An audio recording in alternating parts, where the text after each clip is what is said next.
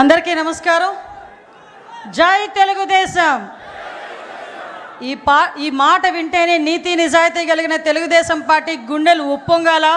అవినీతి పార్టీలో కూరుకుపోయిన మనుషులకి గుండెలో రైళ్లు పరిగెట్టాలా. అది నినాదం అంటే మరొక్కసారి జై తెలుగుదేశం. రాజకీయ చరిత్రలో స్వతంత్రం వచ్చిన తర్వాత నుంచి అణగారిపోయిన తెలుగు ప్రజల అభిష్టాన్ని తెలుసుకొని సంక్షేమం గురించి, అభివృద్ధి గురించి, తెలుగు జాతి గౌరవం గురించి అలనాడు స్వర్గీయ ఎన్టీ రామారావు గారు పెట్టిన ఒక పార్టీ, అదే ఒక చరిత్ర, అదే ఆ తెలుగుదేశం పార్టీ.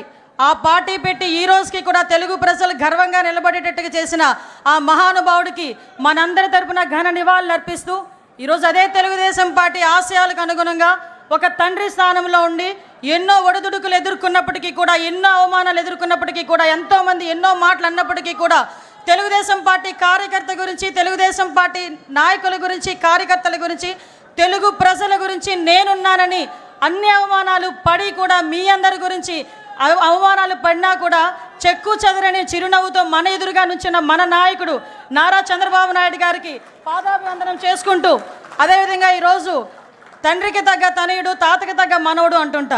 మొన్నైతే తండ్రికి తగ్గ తనయుడని చాలా సందర్భాల్లో నేను నిరూపించిన నా సోదరుడు లోకేష్ బాబు గారు మొన్న మానవత్వం, తెలుగుదేశం పార్టీ అంటేనే మానవత్వంతో కూడిన పార్టీ అని తాతకి తగ్గ తనయుడిగా మొన్ననే నిరూపించిన తన సొంత ఖర్చులతో అవయవ దానం చేసిన ఒక గుండె మార్పిడి విషయంలో ముందుకొచ్చి నడిపించిన వ్యక్తి నా సోదరుడు అని గర్వంగా చెప్పుకునే మా జాతీయ ప్రధాన కార్యదర్శి నారా లోకేష్ బాబు గారికి, అదేవిధంగా రాష్ట్ర పార్టీ అధ్యక్షులు పల్లా శ్రీనివాసరావు గారికి, ముఖ్యంగా ఈ వేదికను అలంకరించిన అతిరథ మహారథులు.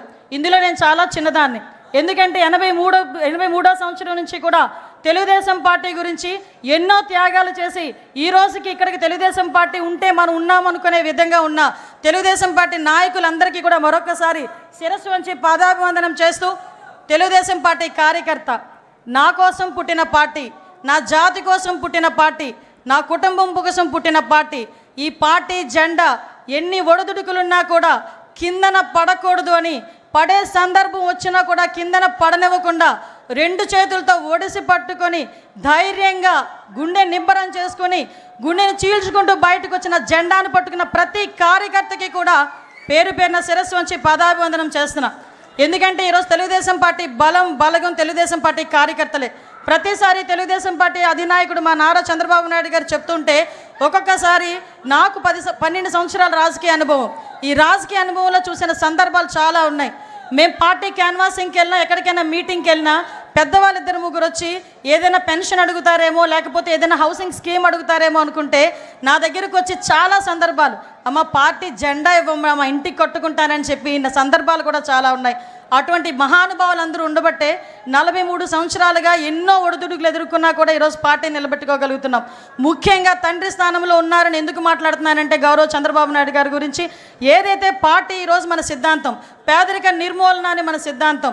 నేను కమ్యూనిస్ట్ని కాదు, నేను సోషలిస్ట్ని కాదు, నేను హ్యుమానిస్ట్ని అని చెప్పి ఆ రోజు ఎన్టీ రామారావు గారు చెప్పిన సందర్భం నుంచి ఈ రోజుకి నేను అదే విధంగా ఉంటాను అని చెప్పి ఈరోజు నీతిగా, నిజాయితీగా తెలుగు రాష్ట్ర ప్రజలు ప్రపంచవ్యాప్తంగా గర్వపడేలా ఈరోజు ముందుకి విజనరీతో నడిపిస్తున్న నాయకుడు.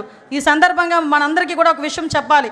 1998లోనే అమెరికాలోని ఇలినాయిస్ గవర్నర్ జిమ్ ఎడ్లర్ గారు చంద్రబాబు నాయుడు గారి గౌరవార్థం సెప్టెంబర్ 24న నాయుడు డేగా ప్రకటించిన సంగతి ఇక్కడున్న చాలామందికి తెలియకపోవచ్చు. ఈరోజు చాలా గర్వపడుతున్న అటువంటి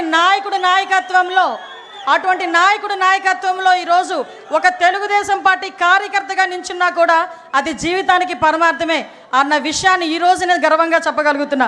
మీ అందరికీ తెలియాలి, గౌరవ చంద్రబాబు నాయుడు గారు అంటే మనందరం కూడా చంద్రబాబు నాయుడు గారు ఒక ముఖ్యమంత్రి హోదాలో, ప్రతిపక్ష నాయకుడి హోదాలో చాలామంది చంద్రబాబు నాయుడు గారి దగ్గరికి వచ్చేటప్పుడు నా స్వయంగా నేను చెప్తున్నా, ఈ సందర్భం ఇప్పటి నుంచి చెప్పాలనుకున్నాను కానీ చెప్పలేకపోయా.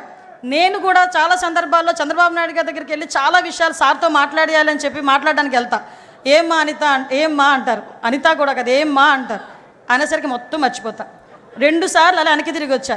3వసారి చిన్న పేపర్ మీద రాసుకెళ్ళి ఏంటో రాసుకొని వచ్చావు అన్నారు. సార్ మిమ్మల్ని చూస్తే నేను అన్నీ మర్చిపోతున్నాను సార్, మరి ఏం పని చేస్తుందో నాకు తెలియట్లేదు, అందుకే రాసుకొని వచ్చాను సార్ అన్నాను. ఆ రోజు నుంచి ఈ రోజు వరకు నా స్వయం అనుభవం ఒకటి చెప్పాలి. ఏం ఆరా పని చేస్తుందో తెలియదు కానీ ఆయన చుట్టూ ఒక్కసారి ఆయన రూమ్లోకి వెళ్ళేసరికి మైండ్లో అన్నీ వెళ్ళిపోతాయి. ఒకటే ఒకటి గుర్తొస్తుంది, అతను మా నాయకుడు, ఆ నాయకుడితో మేము పనిచేయాలి అని ఒకే ఒక థాట్తో మేము బయటకు వచ్చే పరిస్థితి కనిపించిందంటే that is Chandrababu Naidu, that is Chandrababu Naidu. నేను ఎందుకు చెప్తున్నానంటే చాలా గర్వంగా చెప్తా. ఎక్కడున్నారు తెలుగుదేశం పార్టీలో, నేను ఎక్కడికి వెళ్ళినా కూడా ఆంధ్రప్రదేశ్ అనేసరికి బాబు చంద్రబాబు నాయుడు గారు అని అనేసరికి ఎక్కడ ఎంత ఉప్పొంగుతుందంటే గుండె, అది ఈరోజు మన పార్టీ. అటువంటి పార్టీలు ఈరోజు ఆయన పడ్డ కష్టం గురించి కూడా మీకు చెప్పాలి. రోజుకి ప్రతిపక్షంలో ఉండేటప్పుడు అలాగే కష్టపడతారు, అధికారంలోకి వచ్చిన తర్వాత అంతకన్నా ఎక్కువ కష్టపడే వ్యక్తి. ఎందుకంటే మీ అందరికీ తెలుసు చంద్రబాబు నాయుడు గారు, మాకన్నా బాగా మీకే తెలుసు.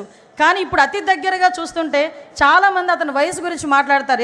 ఏజ్ జస్ట్ నెంబర్ అని చెప్పి నిరూపించిన వ్యక్తి ఆయన. అటువంటి వ్యక్తి రోజుకి 16 గంటలు 17 గంటలు కూర్చున్న వ్యక్తి, మళ్ళీ బ్రేక్లో తప్ప బయటికి లగని వ్యక్తి, ఎన్ని గంటలైనా సమీక్ష చేసి చాలా ఇన్డెప్త్ వరకు వెళ్ళిన వ్యక్తి. ఒకసారి నేను రివ్యూలో కూర్చున్నా, నేను మా డిపార్ట్మెంట్ వాళ్ళందరూ ఫుల్గా ప్రిపేర్ అయిపోయాము, ప్రాబ్లం ఏం లేదు, సార్ ఏమన్నారు ఈరోజు పొగుడుతారని చెప్పి వెళ్ళా. మొత్తం తిరిగేశారు ఒక 10 నిమిషాలు. సార్ అలా చూసి మా వైపు చూసి ఇందులో ట్రాఫిక్ ఇష్యూస్ ఏవి అని అడిగారు. ఆ రోజు నేను డీజీపీ గారు మొహం చూసుకునే సందర్భం. అంటే ఎంత ఇన్డెప్త్కి వెళ్తారో చెప్తున్నా.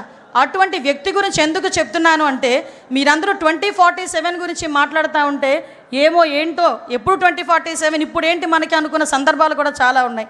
2020 గురించి మాట్లాడేటప్పుడు నేను ఒక స్టూడెంట్ని, ఆ రోజు 2020 గురించి మాట్లాడేటప్పుడు స్టూడెంట్ని కాస్త 2020 విజన్ వచ్చేసరికి ఆయన పక్కన కూర్చొని ఒక మహిళా అధ్యక్షురాలుగా నేను ఆయన పక్కన కూర్చునే పరిస్థితి వచ్చిందంటే అది విజనరీ.